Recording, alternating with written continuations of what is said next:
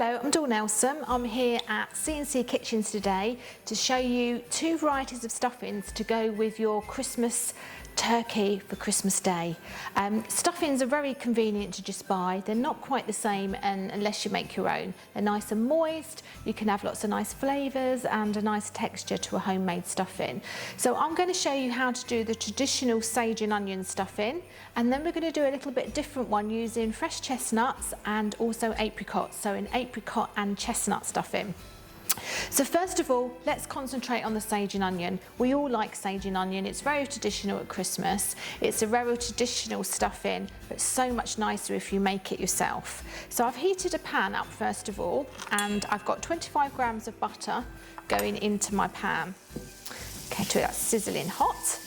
I've now in my bowl over here got one chopped onion, a tablespoon of fresh chopped sage, and also 2 or 3 cloves of garlic. Depending on how much you like garlic, I like garlic a lot, so I put quite a bit in there, but you can reduce that down or you can omit it if your family and yourselves don't like garlic very much. But it does add a delicious flavour to the stuffing. So when you're making homemade stuffings, it's quite important that your onion is cut quite finely, because you don't want big chunks of onion in your stuffing, because I'm going to make this into stuffing balls. And you can cook the stuffing as a whole in a dish, in a roasting dish in the oven, and then just cut it up for your turkey. I always find that stuffing balls look so much nicer as an accompaniment for Christmas Day along with the turkey. They always look so nice. So that's cooking down just for a couple of minutes, just until my onions nice and soft. Just a couple of minutes there. So my stuffing's cooked off lovely now. So my onions for my stuffing is cooked off lovely. The fresh sage and the garlic smells absolutely amazing. I'm now going to add some fresh breadcrumbs. Now breadcrumbs are easy if you've got a food processor.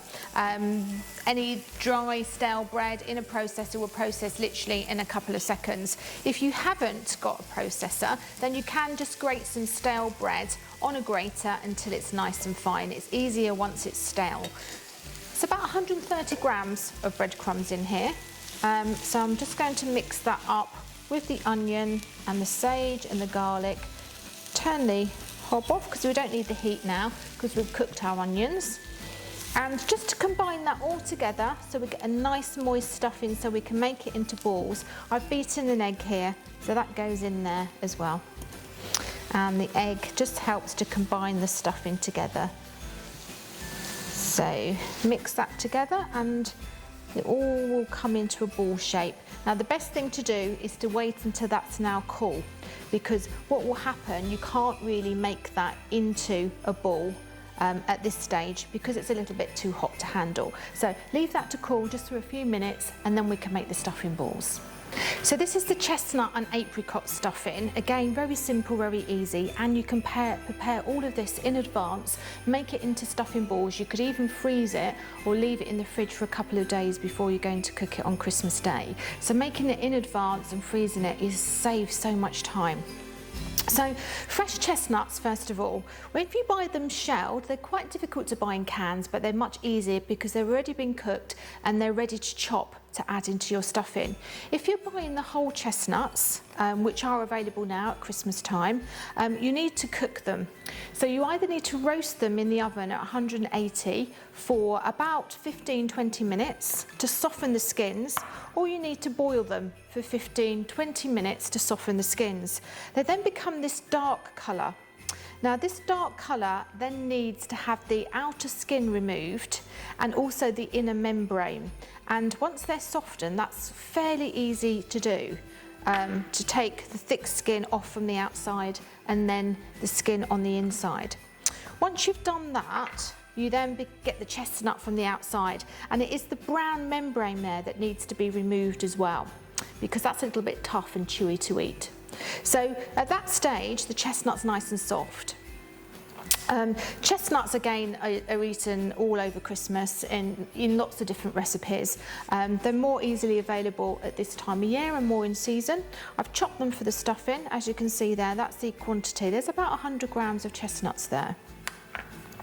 What I've already done to save a bit of time, I've chopped one onion and 100 grams of chopped apricots, and I've cooked those together in 130 mils of cold water, brought them to the boil and let them cook for about 5 minutes on quite a rapid boil.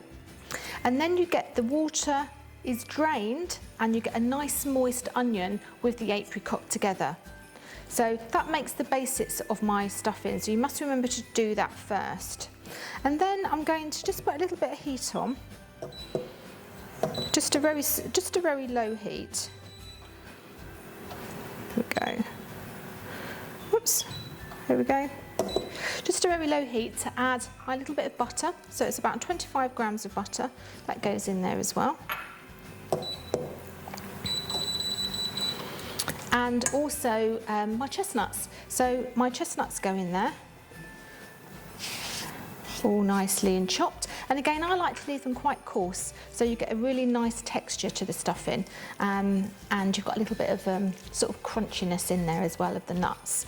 Now again, if you don't want to cook chestnuts and you don't want to buy chestnuts and prepare them in advance, you can use any other nuts. Pecans are quite nice in this recipe if you do want to do a nutty stuffing as a nice alternative. So the butter will cook down in just a few minutes, just going to turn that up slightly.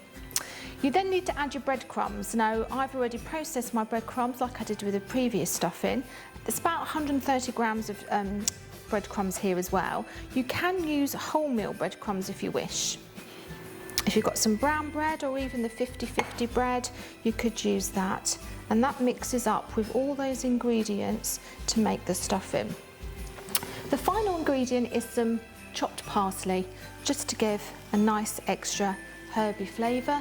And of course, don't forget your seasoning. It's really important with stuffing that you add a nice amount of seasoning so it has a really nice tasty flavour. Lots of ground black pepper in there as well.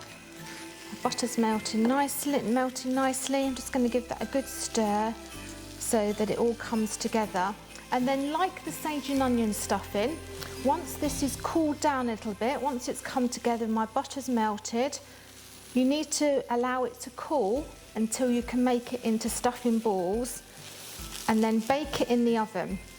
Now both of these stuffings need to go into a reasonably hot oven, 180, maybe 200 to get them nice and crispy, but they only take about 15, probably 20 minutes at the most, and they burn quite quickly, so just watch them, because I know what it's like at Christmas Day.